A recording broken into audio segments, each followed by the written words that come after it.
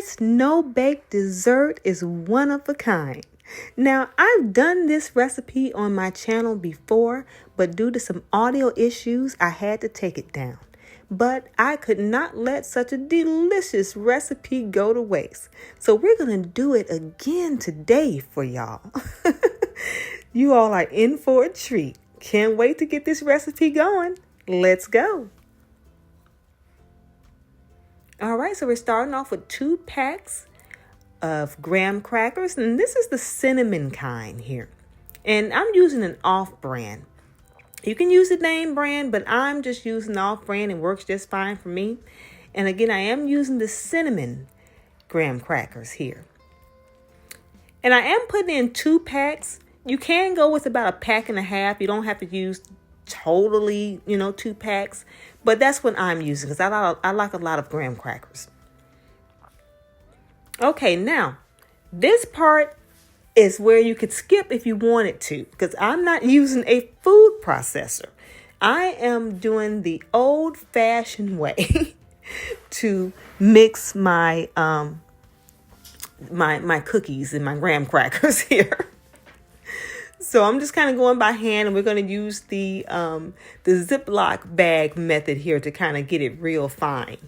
But again, if you have a food processor, which I'm pretty sure most of you probably do, no need to do this step. You can just throw everything in the food processor and get it all crunched up real good and proceed with the rest of the recipe. Now, I hope I don't make a mess here. Let's get it all in that bag here.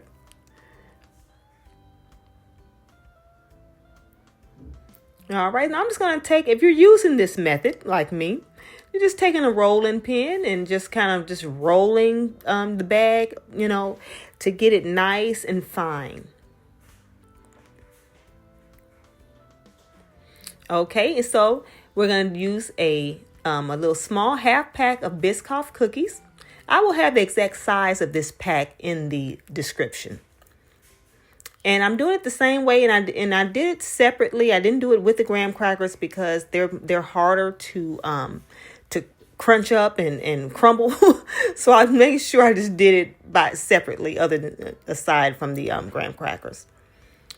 Okay, so we're just doing the same thing, same method as the graham crackers.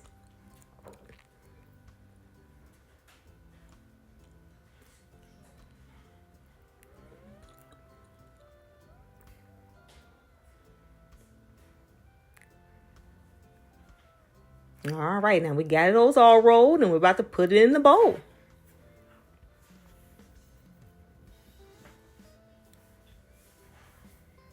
Okay, so this is what you would do if you were using a food processor. You would just take your Biscoff cookies that you crunched up along with your graham crackers and put them both in the bowl and mix them together.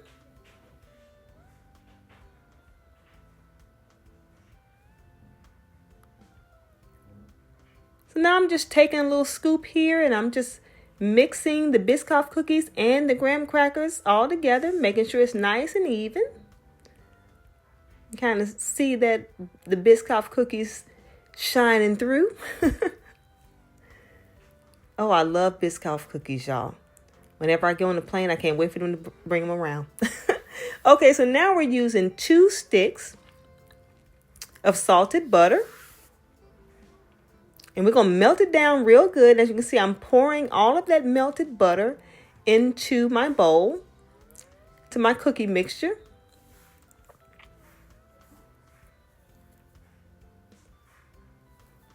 And of course, that's 2 sticks or 1 full cup of salted butter. Okay, so you're just going to mix that around till we get it all nice and wet. And of course, it's going to be a little bit wetter if you use 1.5 packs of grams, not quite as wet with the 2, but both will work just fine. Just depends on how many graham crackers you want. Just want to have it wet enough where it will mold to the pan real good, your little baking dish rather. Okay, so I'm using a 9 by 13 inch baking dish. And I'm taking that cookie mixture and I'm going to leave just a little bit in the bowl, probably about 1 cup worth. And the rest I'm going to mold to the dish. Make sure you leave some because this is going to go on top of your dessert. Let's set that to the side. That's plenty.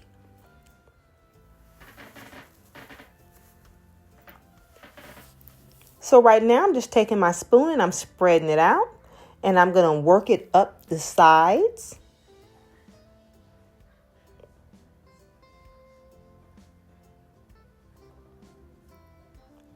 You want to make sure you're getting it nice and even. So kind of take your time and do this. You don't want to rush it.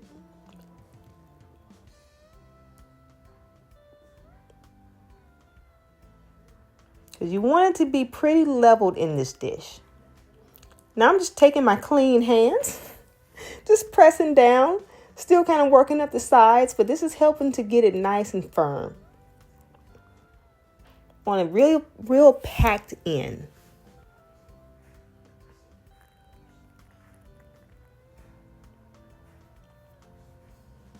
Okay, so now we're going to put this dish in the freezer for roughly about 30 minutes. It's going to get nice and solid. We'll put that in there while we work on the other steps here.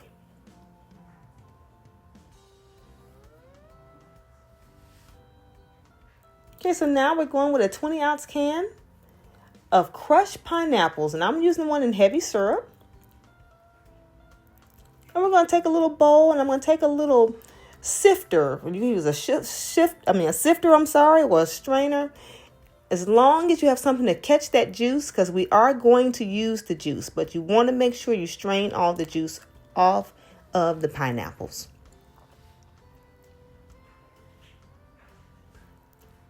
Just take your spoon and just press. And you're just going to keep pressing, making sure all that juice is dripping down into the bowl. Because we're not going to use all the juice, but we're definitely going to use a pretty decent amount of it. But we don't want the pineapples wet. We want to dry them out pretty good. Okay, so now in the bowl, we're going with an 8-ounce pack of cream cheese.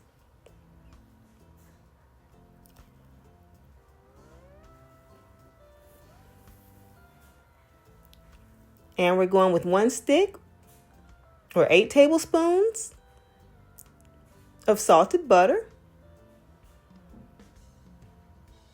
Now, this is my most requested dessert. People just absolutely love this dessert. Now, I tell them they can make it because there's no bake because we already use like pre-bought pound cake. But I'm going to get to that part. Okay, so making sure that cream cheese and that butter is nice and soft. So make sure we set that out for several hours before you do this recipe. Mine actually could have been a little bit softer. At the time I did this video, it was kind of cold in Memphis, so my kitchen just wasn't as warm as I would have liked. But now it's gotten warm again. Had it been a little bit warmer this day, it would have been a little bit softer. But it's all good. Okay, so to this butter mixture, we're putting in 2 cups of powdered sugar. Now, you might notice that it doesn't look like I have 2 cups, and I don't have quite 2 cups. I'm just going to make it work. But if you're doing this recipe, it calls for 2 cups of powdered sugar. I didn't quite have enough, and I wasn't going back to the store. So I said, this is going to work for me. Still turned out great. Okay, so when we cream that together real good, you might see a few little clumps, especially if it wasn't as soft as it needed to be. Like mine has a few little clumps, but I'm just going to work them out. If it's just a little left, it's no problem. We're not going to make a big deal out of it. Okay, so we put in about a teaspoon of vanilla.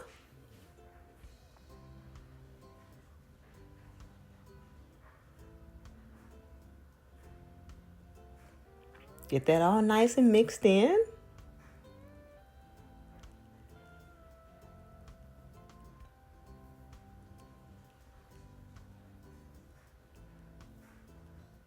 Oh, that's coming along good.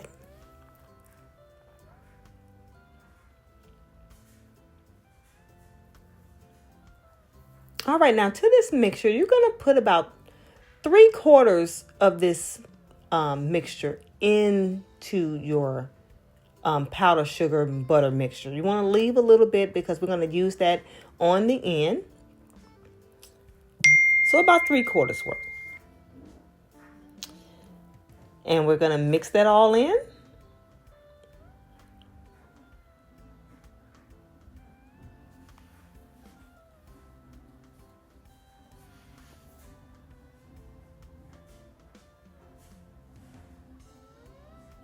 Okay, so now we're taking a large container, and I will have the size of this container if you didn't see that in the description as well. And we're going to go probably about 3/4 of the way up. But we're going to start off with about half for right now, putting this into this mixture.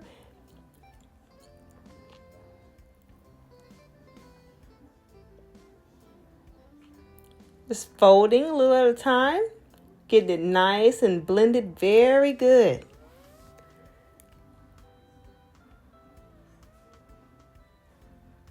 You know, I promise if you make this dessert for any kind of event, people are going to bug you like crazy for you to make this dessert every time they see you, I promise. I can't make enough of this dessert. Okay, now here I have since put more of that whipped cream.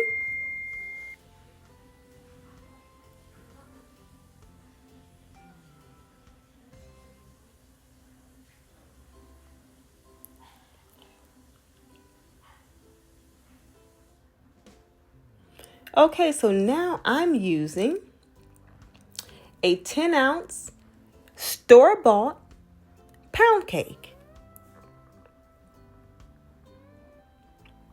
No need to bake. We are going to cut this pound cake. And pound cakes like this is pretty much found in pretty much any grocery store. It's about a quarter of an inch slices here. You don't want it too thick. And you don't want it too thin.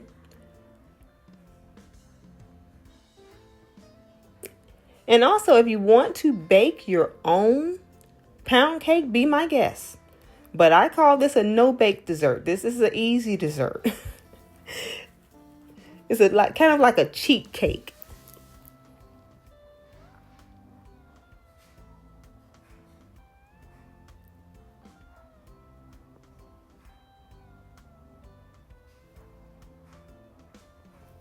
That is perfect. And that's about the size cuts you want. Okay, so now our graham cracker have been in the freezer for about 30 minutes and is nice and firm. So we're going to be able to spread that cream real good without messing up the graham crackers.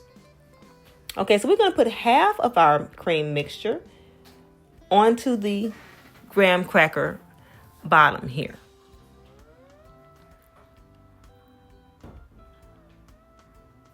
And then pineapples and vanilla and all that good stuff. It smells so good.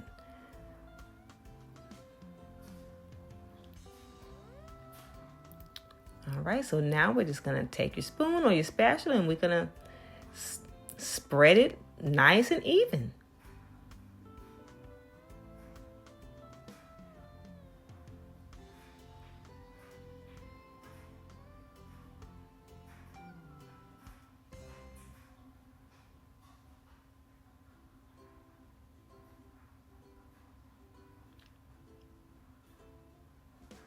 Okay, so once we got it spread nice and even, we're going to lay our slices on top of the cream. Doesn't have to be perfect, just as long as you have a good amount of coverage with these little mini slices of pound cake here.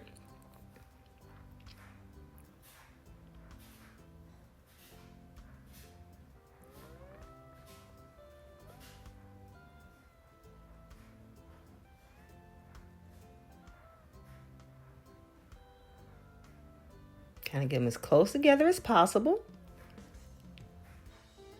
And I also use the, if I'm saying this right, Entenmann's mini pound cakes, and I cut them in half. Entenmann's works great with this recipe. Okay, so now back to the pineapple juice. You cannot skip this step. We're going to use our brush, and we're just going to get a little bit of this pineapple juice on each piece of pound cake. Let that pound cake absorb the pineapple juice really good. You want to make sure you get on every inch of it. But you don't want to pour it, because if you pour it, it's too much. So we just want to kind of brush it on.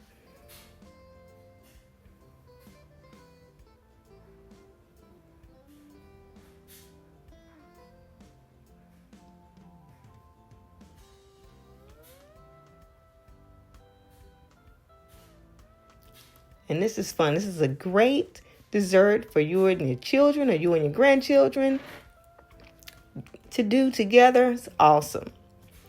All right, so now we're just going to repeat. We're going to put the rest of our cream on top of our pound cakes here,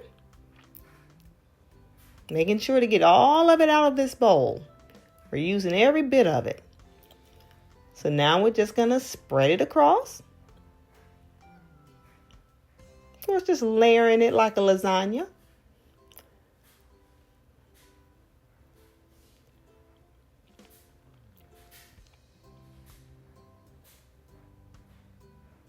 So we're just pretty much repeating the process here.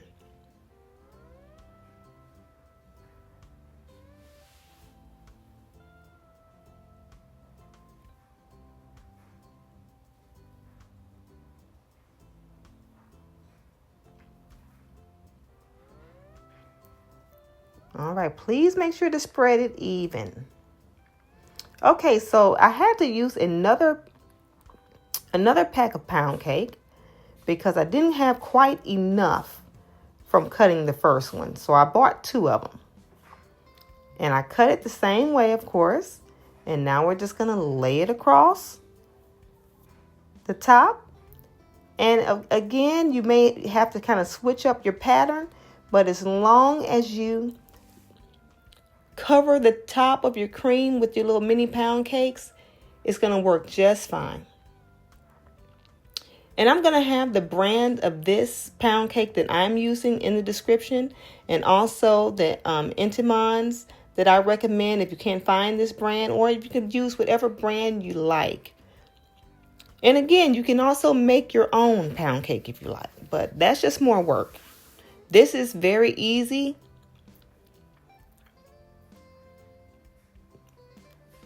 You don't have to worry about baking.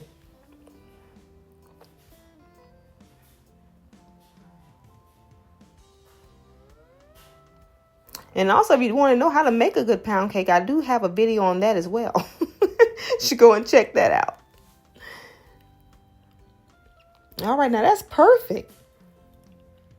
And I have some left. I'm going to put it up so my husband, he's going to take care of this pound cake. All right, so we're just going to, same thing. We're going to take our brush and we're going to brush over the top.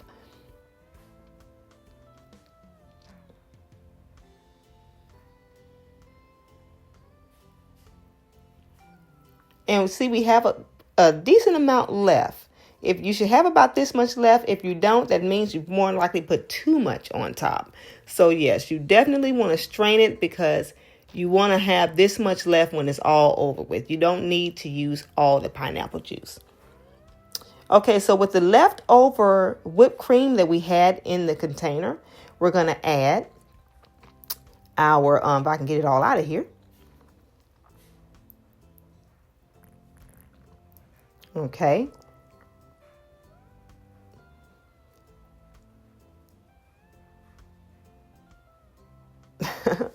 Okay, we're going to add the rest of our pineapples to the plain whipped cream. And you probably see I have a little bit more whipped cream in here. I went in the refrigerator and got a little bit more from another container because I didn't have quite enough that was out of that one container. I used probably about another cup full. And again, I'll have all those adjustments in the description. It's almost enough, not quite. Okay, so now we're going to put our whipped cream and our pineapples on top, and this is spread real easy because this is just whipped cream and pineapples.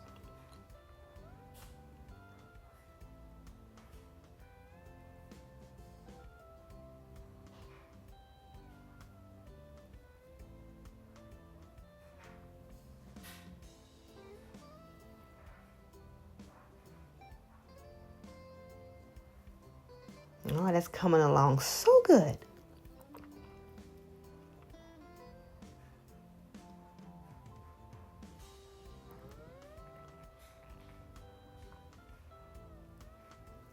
Okay, so we're going to take our leftover cookie mixture and we're just going to sprinkle over the top. And you can put as little on here or as much on here as you like. Some people like a little. I like pretty moderate amount.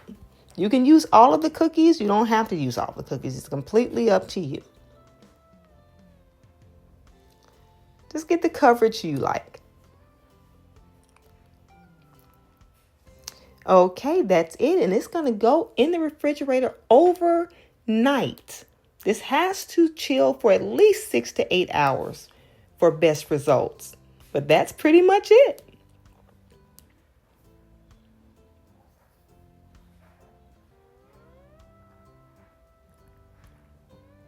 And look at that, y'all. I have cut them